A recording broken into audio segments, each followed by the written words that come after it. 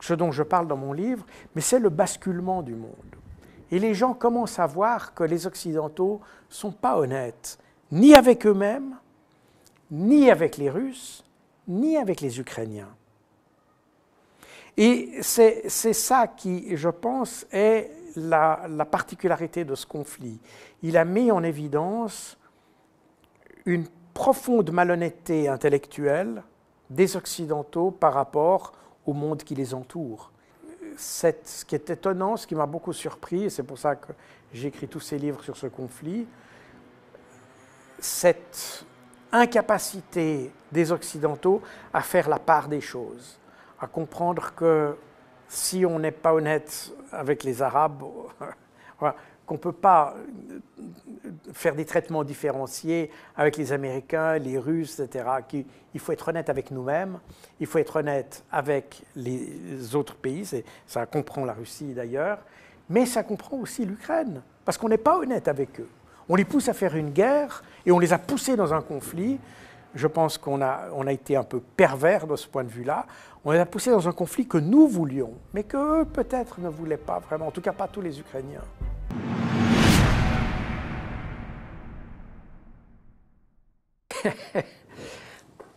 Les Occidentaux sont pris au piège de leur propre, j'allais dire, russophobie. Vous voyez, dans n'importe quelle guerre, quelle qu'elle soit, chacun des adversaires essaye de montrer à l'adversaire ses forces et ses faiblesses. Enfin, il essaye de cacher ses faiblesses et de montrer ses forces. Et donc, il fait ce qu'on appelle la propagande. La propagande, ça vient du latin, ça veut dire ce qu'il faut propager. N'est-ce pas? C'est l'information qu'il faut donner. Donc, typiquement, quand vous êtes un défenseur, vous allez montrer comme vous êtes beau et fort, n'est-ce pas? Que vous êtes invulnérable, que vos armes, pour dissuader l'attaquant. Quand vous êtes attaquant, vous n'allez pas montrer comme vous êtes fort, vous allez faire plutôt de la désinformation, vous allez montrer comme vous êtes faible et combien vous n'êtes pas une menace. Or, quand on regarde le profil de la communication russe et ukrainienne, on s'aperçoit que les Russes ne font pas de désinformation. Ils n'essaient pas de montrer comme ils sont faibles. Ils font rien, mais pour la bonne et simple raison que ce sont les Occidentaux qui les ont présentés comme faibles. Pour ça, je dis souvent, les Russes devraient remercier LCI et BFM TV, en fait. Parce que cette propagande qui consiste à montrer l'ennemi plus faible qu'il est faite par les Occidentaux. On a présenté la Russie comme plus faible qu'elle est. Ce qui fait qu'en réalité, et la réalité du terrain est la réalité du terrain. Ce qu'on raconte sur nos télévisions, c'est ce qu'on raconte sur nos télévisions. Et vous pouvez persuader la moitié de la France que la Russie est faible. Mais dans le terrain, s'ils sont les plus forts, ils seront les plus forts. Donc ce n'est pas si important. Mais en revanche, ça explique les défauts de comportement. Typiquement, on a, depuis mars 2022, on a dit les Russes n'ont plus de missiles. Ils n'ont plus de missiles, ils sont plus capables de les produire, ils n'ont plus de microchips pour les produire, de semi-conducteurs, etc. Ils n'ont plus rien. Donc comme on a raconté, tout le monde a raconté que les Russes n'avaient plus de missiles, eh bien on n'a pas donné aux Ukrainiens des missiles antimissiles. Donc, en réalité, cette manière de minimiser l'efficacité de la Russie a servi la Russie. Parce que ce qu'elle aurait normalement dû faire comme attaquant pour dire « non, non, on n'est pas si fort, n'ayez pas peur », c'est les Occidentaux qui ont fait ça pour elle. Voilà. Donc, si vous voulez, c'est le retournement. Et le problème, c'est qu'on a de la peine en Occident à conceptualiser l'usage de l'information et de la désinformation. Dans toutes les armées, normalement, l'usage de l'information et de la désinformation, ou de la propagande, etc., tout ça, il y a des doctrines pour ça. On ne fait pas pour désinformer, on désinforme dans un but précis. parce qu'on veut faire une opération précise. Mais en Occident, on a tellement voulu montrer que les Russes étaient mauvais qu'on a fait ça n'importe comment. Résultat des courses, en fait, on a donné l'avantage à la Russie. Ça s'est retourné contre l'Ukraine. Et on aurait eu mieux fait, si on avait voulu soutenir l'Ukraine plus intelligemment, on aurait dit « faites attention, la Russie est dangereuse, faites attention, ils sont très forts ici, ils sont très forts là, ils sont très forts là. » Mais non, on a dit au contraire qu'ils n'avaient plus de chars, qu'ils n'avaient plus rien. Donc maintenant, vous avez, et c'est le problème de Zelensky, parce qu'on a dit que les Russes n'avaient plus de chars, mais en réalité, il y a des chars.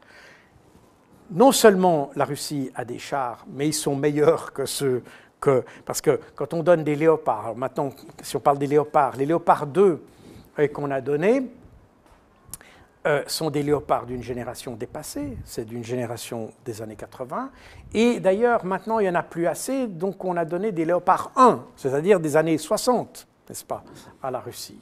Le léopard 1 était l'équivalent du T-55, ou T-62, grosso modo, dans l'Union soviétique. Donc, on a donné à l'Ukraine des chars que nous avions il y a 50 ou 60 ans.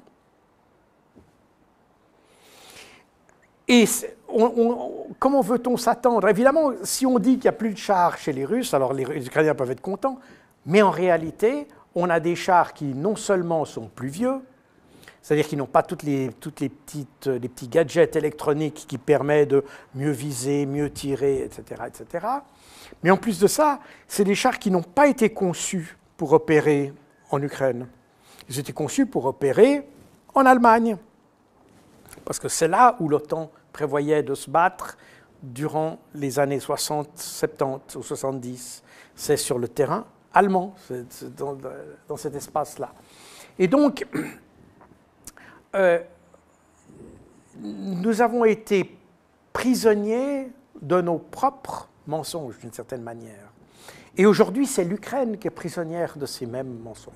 Et qui aujourd'hui est poussée à faire cette offensive, parce qu'aujourd'hui, c'est les Occidentaux, même un politicien, je ne sais même pas si c'était le ministre de la Défense britannique, a dit on veut un return on investment. On veut un retour sur investissement. On vous a donné de l'argent, maintenant on veut voir quelque chose. Donc c'est même plus... on pousse les Ukrainiens à faire leur contre-offensive simplement parce qu'on a donné quelque chose, maintenant vous devez nous montrer ce que vous avez dans le ventre. Or, les Ukrainiens, je pense le commandement ukrainien a très bien compris que les armes qu'on a données ne permettraient pas d'avoir du succès. Et maintenant, je n'ai pas de boule de cristal, il peut y avoir des changements peut-être, je ne sais pas, le ciel, je ne sais pas ce qui peut changer, donc on ne peut jamais savoir ce que décidera l'avenir. Mais les chances pour les Ukrainiens d'avoir du succès contre la Russie dans une contre-offensive sont vraiment très très faibles. Et je pense qu'aujourd'hui, tous les experts occidentaux, même les experts du Pentagone, tous les experts que je connais, je ne parle pas de ceux qui parlent, qui ont le langage officiel, parce que ceux-là, ils parlent comme des perroquets. Je parle de ceux qui ont analysé les choses. Je pense que personne ne pense que les Ukrainiens peuvent avoir du succès dans une contre-offensive, ou que des succès très limités, mais pas si grands. Et par conséquent, on met en fait les Ukrainiens dans une situation où on les force à aller se battre, alors qu'ils se rendent bien compte eux-mêmes se rendent compte que la situation est un peu désespérée.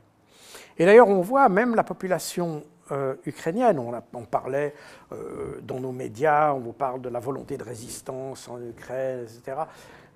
Et récemment, la presse ukrainienne, hein, pas TASS ni Novosti, mais la presse ukrainienne disait que en Ukraine, le nombre d'étudiants inscrits dans les universités a augmenté de 80% l'année passée.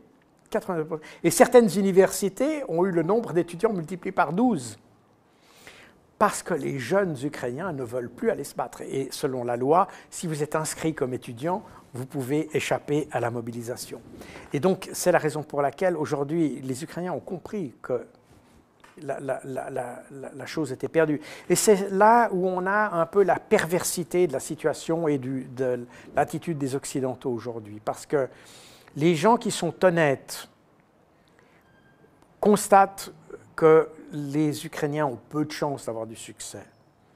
Mais on les pousse quand même dans une situation où ils auront certainement plus de malheur que de gains. Et en fait, on essaye simplement de satisfaire nos propres narratifs en les poussant à aller faire la guerre. C'est toujours très facile de faire la guerre avec le sang des autres. Jusqu'au dernier Ukrainien. Jusqu'au dernier Ukrainien.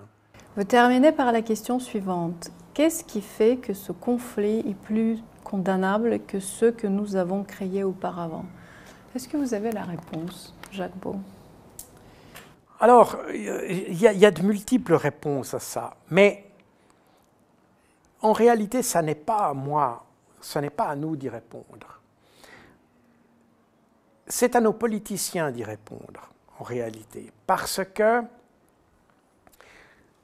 voyez, il n'est pas un mystère que les Occidentaux, depuis maintenant 25 ans, 30 ans, ont créé artificiellement des problèmes dont on n'avait pas besoin, et que surtout les pays qui les ont subis n'en avaient pas besoin.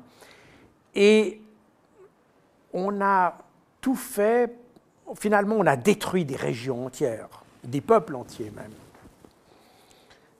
avec des mensonges, même devant le Conseil de sécurité des Nations Unies. Et aujourd'hui, on se trouve avec une situation qui, de mon avis, est une situation qui a été créée par l'illégitimité d'une action contre les populations du Donbass et une intervention qui a une justification. Or, on traite la situation comme si nous étions parfaits. Et le monde entier aujourd'hui, parce que cette question, je l'ai posée parce que je constate que dans beaucoup de pays, et notamment dans les pays du Moyen-Orient, les gens se posent cette question. Ils se disent, mais finalement, pourquoi nous devrions participer aux sanctions, à tout ça, alors que quand c'est nous qui étions dans le viseur des Occidentaux, personne n'a fait ça pour nous. Et cette question est importante parce qu'elle explique aussi ce dont je parle dans mon livre, mais c'est le basculement du monde. Et les gens commencent à voir que les Occidentaux ne sont pas honnêtes, ni avec eux-mêmes, ni avec les Russes, ni avec les Ukrainiens. Et c'est ça qui, je pense, est la particularité de ce conflit. Il a mis en évidence une profonde malhonnêteté intellectuelle des Occidentaux par rapport au monde qui les entoure, y compris les Ukrainiens d'ailleurs, assez curieusement. On a en Europe, vous le savez, on a ce que Donald Rumsfeld avait appelé la Nouvelle Europe, c'est-à-dire les pays de l'Est, les pays baltiques, la Pologne, etc. Et puis la Nouvelle Europe. Et on sait que, soit dans l'Union européenne, soit dans l'OTAN, c'est cette Nouvelle Europe qui est extrêmement anti-russe, qui était anti-soviétique, mais qui est anti-russe aussi, enfin, qui est devenue anti-russe parce que, voilà. Et on voit que toute l'action de l'Union européenne et de l'OTAN et des pays occidentaux pris individuellement a été un peu pris par cette russophobie, si vous voulez. On n'est plus dans quelque chose de rationnel. On a pris pour nous la russophobie qu'il y avait dans les pays de l'Est, dans ces pays de l'Est. On ne sait même pas pourquoi. D'ailleurs, beaucoup de gens confondent la Russie et l'Union soviétique. Quand on dit l'Union soviétique est intervenue à Prague, mais l'Union soviétique, c'est aussi l'Ukraine. Vous comprenez? l'Union soviétique, c'est aussi l'Ukraine, ce n'est pas seulement la Russie. Donc, on n'arrive plus à faire cette distinction chez nous. Il y a un manque de culture évident, il y a un manque de connaissances, il y a un manque de curiosité intellectuelle. Mais il y a surtout ce qui est étonnant, ce qui m'a beaucoup surpris, et c'est pour ça que j'ai écrit tous ces livres sur ce conflit, cette incapacité des Occidentaux à faire la part des choses, à comprendre que si on n'est pas honnête avec les Arabes, voilà, qu'on ne peut pas faire des traitements différenciés avec les Américains, les Russes, etc. Il faut être honnête avec nous-mêmes, il faut être honnête avec les autres pays, ça comprend la Russie d'ailleurs, mais ça comprend aussi l'Ukraine, parce qu'on n'est pas honnête avec eux. On les pousse à faire une guerre et on les a poussés dans un conflit. Je pense qu'on a été un peu pervers de ce point de vue-là. On les a poussés dans un conflit que nous voulions, mais qu'eux peut-être ne voulaient pas vraiment, en tout cas pas tous les Ukrainiens.